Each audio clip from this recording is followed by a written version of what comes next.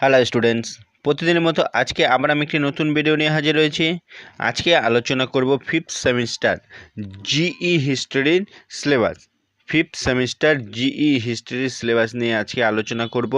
তোমরা যারা আমার চ্যানেলে নতুন তারা চ্যানেলটিকে সাবস্ক্রাইব করে নেবে, তাহলে সবার আগে নোটিফিকেশন তোমাদের কাছে পৌঁছে যাবে। তোমাদের কি কি পড়তে হবে এবছরের সিলেবাসে? ভারতের ইতিহাস।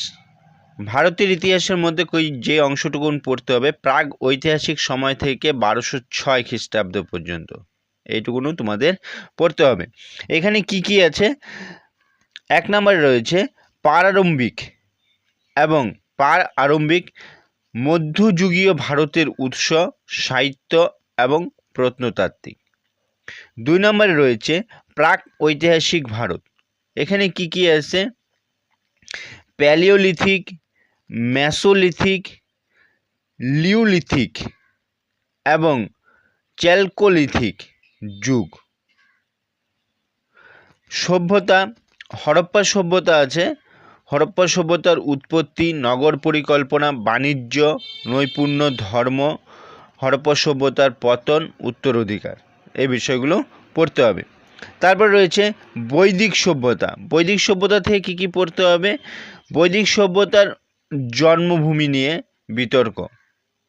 বলছে ঋগ বৈদিক, পরবর্তী বৈদিক যুগ, সমাজ, অর্থনৈতিক, সংস্কৃতি, রাজনৈতিক, যাজক থেকে কৃষক সমাজের রূপান্তর, এই বিষয়গুলো পড়তে হবে। 4 নম্বরে পড়তে হবে প্রধানত রাজ্যের উত্তরণ, 16টি মহাজন পদ, সেই 16টি মহাজন পদ সম্পর্কে পড়তে হবে।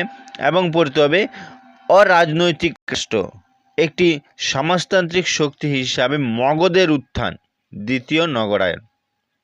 তারপরে পড়তে হবে ধর্মীয় প্রতিবাদ আন্দোলন। এখানে কি কি পড়তে হবে?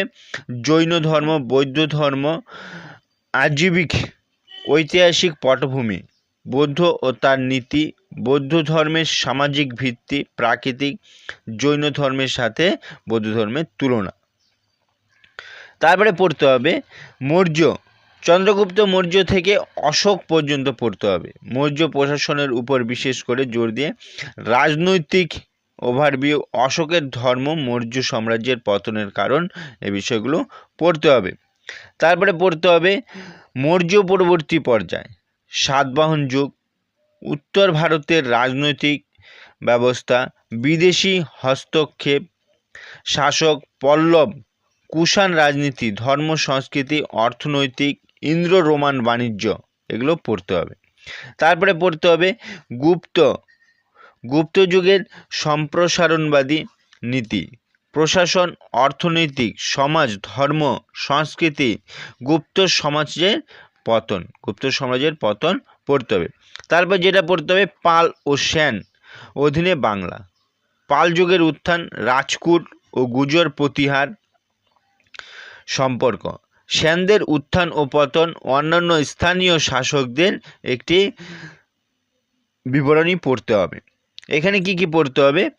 হর্ষবর্ধন, শশাঙ্ক, চোল, পল্লব ও চাণক্যদের বিশেষ উল্লেখ সহ দক্ষিণ ভারতের রাজনৈতিক বিকাশ সম্পর্কে পড়তে হবে। এইটুকুনও তোমাদের পড়তে হবে GE history, fifth semester GE হিস্ট্রিতে এই বিষয়গুলো তোমাদের পড়তে হবে। আজকে এই পর্যন্তই। ভিডিওটি ভালো লাগলে লাইক করো, কমেন্ট করো এবং বন্ধুদেরকে শেয়ার করে দাও।